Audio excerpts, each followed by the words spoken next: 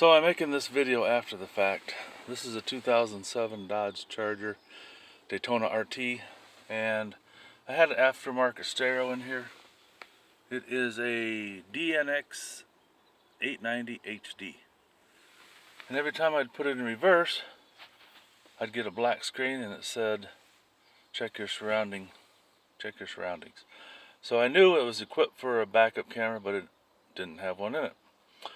So I did some research. I found out it was missing the cable that goes in the back of the stereo for the backup camera to plug into. I found that out after I tried to hook up the backup camera I ordered off of Amazon, and there was no place to hook it up. So I found this cable for 28 bucks. I think I bought it off of eBay or Amazon, one or the other. Anyway, I got that installed. And to do it, this is after the fact. This just pulls apart at the top of the dash here, as you can see.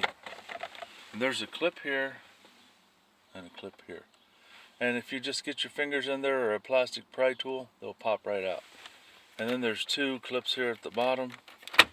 Oops, I guess those weren't in tight, but now they are. And then I plugged in, there's 4 screws, 2 here and 2 screws here.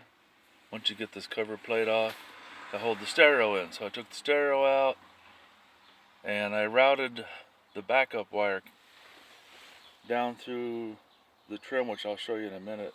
I took out the glove box.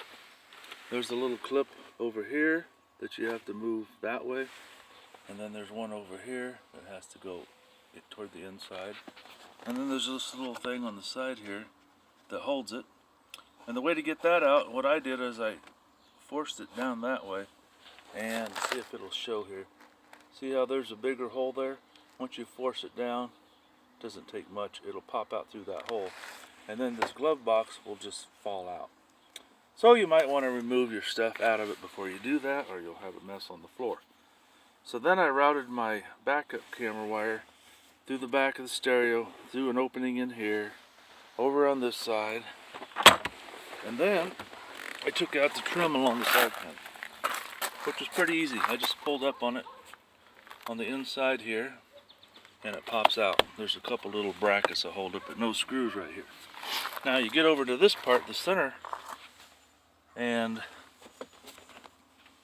there's 2 screws. Let's see if I can get there. They are. There's 2 screws right there that hold the top on, and then this all comes out. And then I routed the wire. Same thing back here. I routed it under here, under here.